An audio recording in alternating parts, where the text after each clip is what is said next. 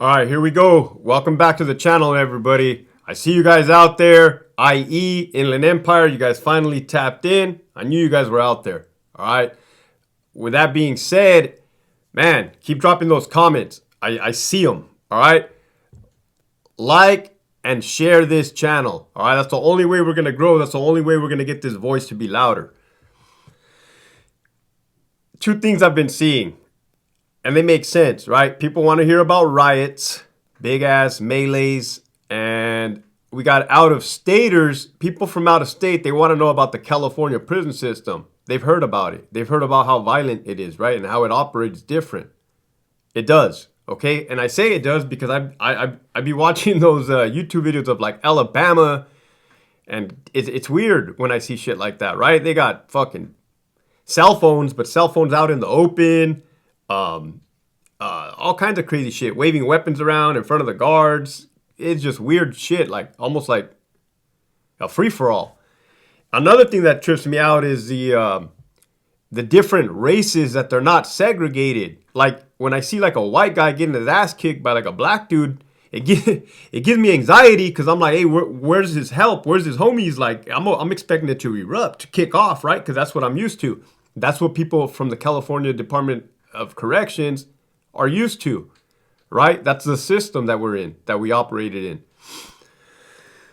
So riots, race riots, okay? I got to Centinela in 2007. Delta Yard at that time was a GP, general population. It would eventually over the years get transformed into an SNY, sensitive needs yard, protective custody, but at that time it was a GP.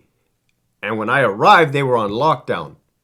When lockdown still existed, they were still a thing. And the reason they were on lockdown was because the blacks and the Mexicans had gone at it. Right? I'm hearing these stories that the officers are telling me, my partners. And one thing that kind of caught me as odd was that they were talking about how, I think it was Delta, trying to remember the number, the way the buildings went. I think it was Delta 2, where they said that the Mexicans had got a black inmate that was all stabbed up and held him up against the wall on the outside of the building, and it painted the wall red, like with the blood, right? And I was like, damn, that's kind of too much, kind of extra. But that was the reality of it. Apparently that's what they did. Yes, the California Department of Corrections is racially segregated, not by us, not by the staff members, but by the inmate population in itself. Does that mean that they're racist? Not necessarily that they're racist. That's not what that is about. I believe it's more of a protection, more of a position of advantage, more strength in numbers, more that type of thing. Not so much as like, I hate that person, I hate that race. Is there racist people? Yeah, there's racist people everywhere, but I don't believe that racial segregation is because of that. I believe it because it alleviates problems, right? So you'll have a table assigned, you'll have a table designated, they did it themselves for the Mexican inmates, Southsiders, Sureños. You'll have a black table, you'll have a white table.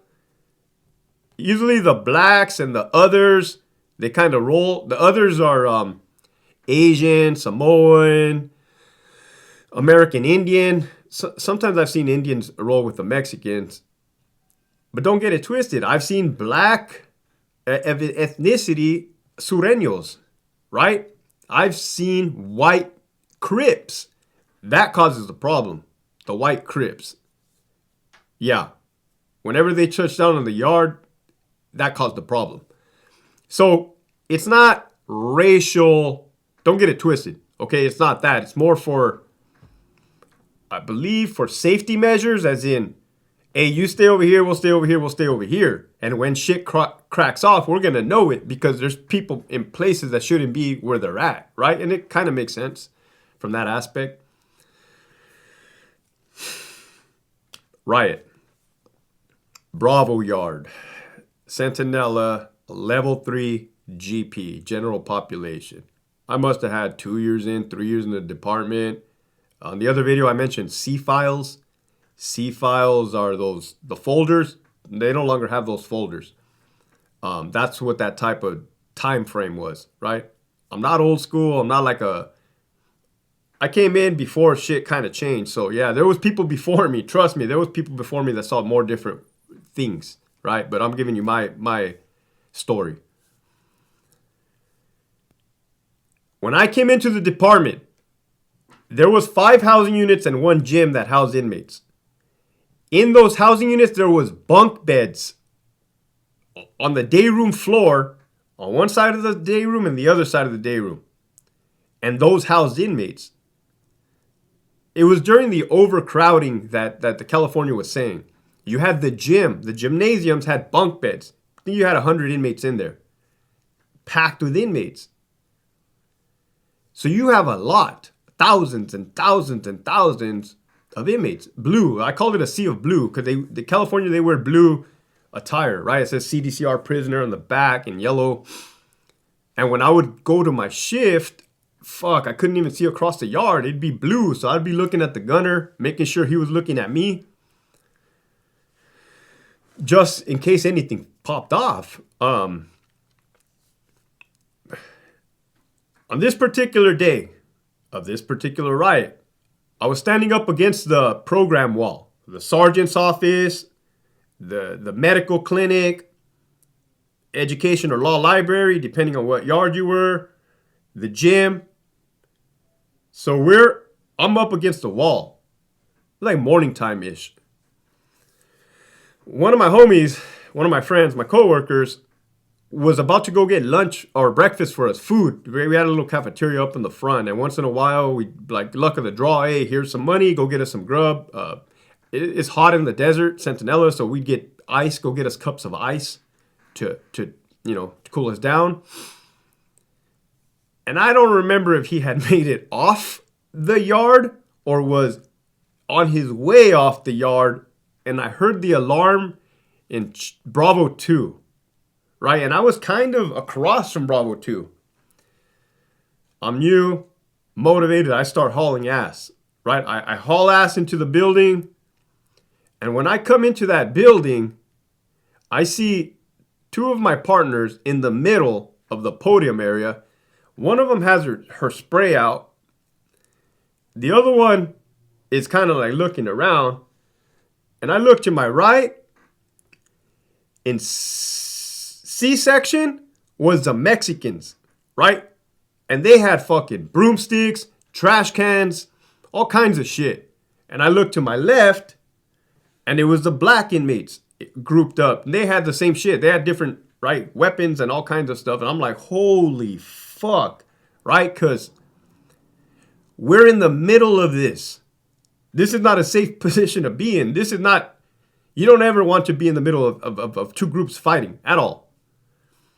My radio had, the radio, it has a cord. It was right here. At times, I didn't know yet when you're running, you got to grab onto your radio because it'll pop off and you trip. Or my radio had fallen and the hand mic was kind of like wrapping around the floor. I couldn't call for a code 3. So I'm like, fuck, get down, get down. That's what we yell, right? I'm like, fuck. So it had kicked off in the building, right? Between the blacks and the Mexicans that erupted. When I got there, they had either pushed to the side, separated, and we were now in the middle, right? As staff is coming in, somebody had called a code 3 at that point. It wasn't me because I couldn't reach my hand mic. I pull out a grenade. We kind of get out away from the middle. We're yelling, get down, get down. I don't remember if they shot. I can't remember if they shot the 40 millimeter. I pulled out a grenade and I threw it. I threw it towards the black inmates, right? Not because I'm racist, not because I was targeting them. Understand this. It's like what I see, and it's what I'm seeing at the time, right? I want to say that the Mexicans were kind of already pushing back against the wall, not retreating, right? But moving away. So I see this group and I'm like, fuck, boom. Right? I kind of overthrew it. I'm not here to tell hero stories. It was not effective. Eventually, when everybody came in, everybody got down. Right? So you had in essence, a code 3 riot. Everybody's down.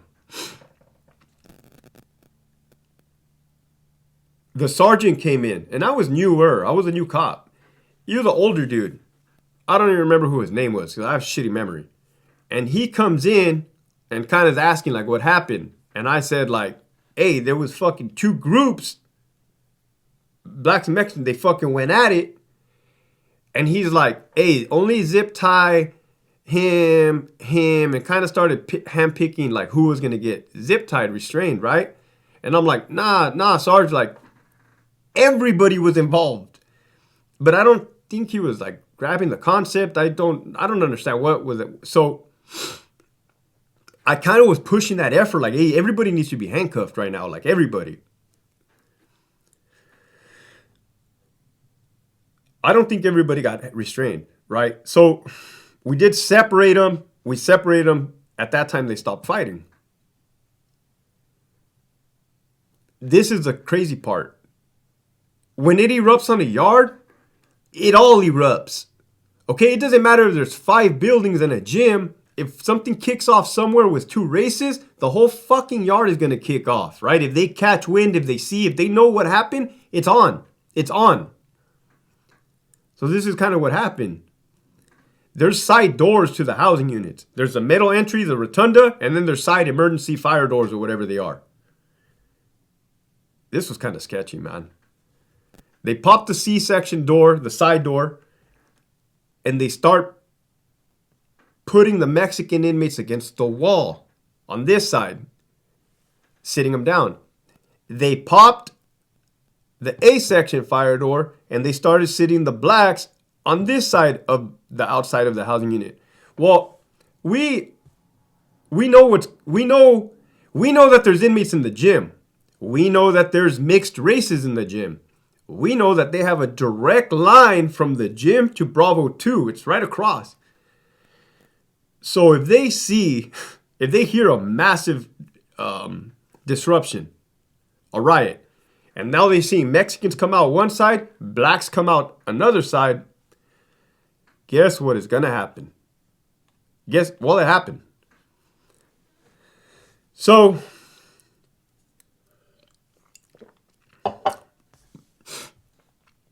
somebody realized that.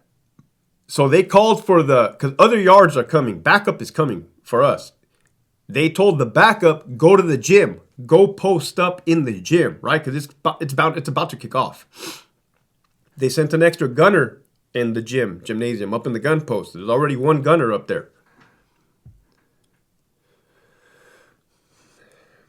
So this has happened simultaneously. The sergeant had the Mexicans, the Southsiders, go in through the C-section door to go get their property. I don't understand what was transpiring. To go inside and get their property, I guess to roll it up to go to ADSEC, but they were like they might have been restrained at that time. But either way, as soon as they came in, they fucking ran across the day room to the other blacks and, of course, got into it there, which was kind of dumb strategy there, or lack thereof. While this is happening, it kicks. That's another code, right? You started off with a code 3. That got quelled. Now you just let another inmate in there to go get his property, and then he fucking ran across, which it's not. Oh, I should probably say something here. Like, understand the unwritten rules of the inmate population. If they do not get involved, if they do not get in the mix, they will be targeted by their own people, right? I don't know how they view it as, hey, you didn't back us up, you weren't involved, so you're gonna get dealt with. You're gonna get dealt with. So these guys are doing shit for a reason. Fucking rushes, puts them down, boom. Well, sure as shit, code 3 Bravo Gym. I wasn't doing anything at that particular moment, so I fucking haul ass across the yard. And as soon as the doors burst open, I see one of my friends coming out with the 40 millimeter, kind of like throws it at somebody, choking on the chemical agents, the pepper spray, all that good stuff, the chemicals, it's not going to kill you, but it makes your mucus come out, your eyes water, your skin burn. And boy, did they unleash probably the most chemical agents I've ever seen in my life in one gym. Because you already had responding staff in there. And I told you this. That just goes to show you those inmates didn't give a fuck. They didn't give a fuck that there was extra staff members in there. They're going to do what they're going to do. Right? I run in. I make a beeline towards the I make a beeline towards the latrine area, the bathroom area, and I see two Mexicans stabbing with a pen a black inmate. Up again, he's kind of like, the black inmate's kind of like that, taking it. The dude's fucking stabbing him with a pen. It wasn't a weapon, it was a pen. The pen's breaking. I can see it's kind of like a big pen. And they kind of like look up at me, and they kind of like, I'm yelling, get down, get the fuck down. And they kind of like toss it, kind of prone out, and like pew, disappear, right? They like scatter and then prone out. I'm new, so I can't really identify, the adrenaline, tunnel vision, all these play an effect, man. Like it's a normal human response to a chaotic situation. Man, the TVs were not where the TVs used to be. I think the inmates got the TV and were fucking throwing them at each other. Just the whole there was like I don't want to say I'm exaggerating, but fuck, man, it seemed like there was a 1-inch layer of chemical agents, of powder. Cause we have powder grenades, the OC, the liquid, all over the floor was just like, you got to know how to fight through that. You got to suck it in, right? Suck it up. And it sucks, but we have a job to do. Fucking boogers coming out, coughing, right? We're not, chemical agents works both ways. Right? It doesn't just work towards the inmate. It fucks everybody up. We quell that. That was a mess. It was just fucking fighting everywhere. Chemical agents everywhere. TVs, radios, shit that they were throwing at each other. You got a stabbed up inmate with a pen. Level 3 GP. So we quell that. That was a riot. That was a Code 3 riot. That was a race riot. They go after that, they go on lockdown. Like I said, lockdowns are non-existent anymore. Because the inmates sued that, it was injustice. They didn't like lockdowns, right? So they sued, comes down on us, ain't no more lockdowns. Cool, that's what it is. There it is there.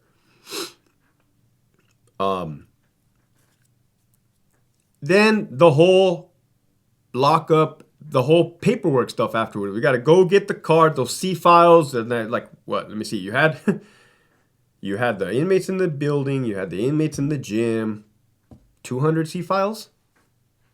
So yeah, that's a lot of fucking paperwork. I was an officer. Fuck, I fucking feel sorry for the sergeant and lieutenant. Knowing now what I know about paperwork sucks.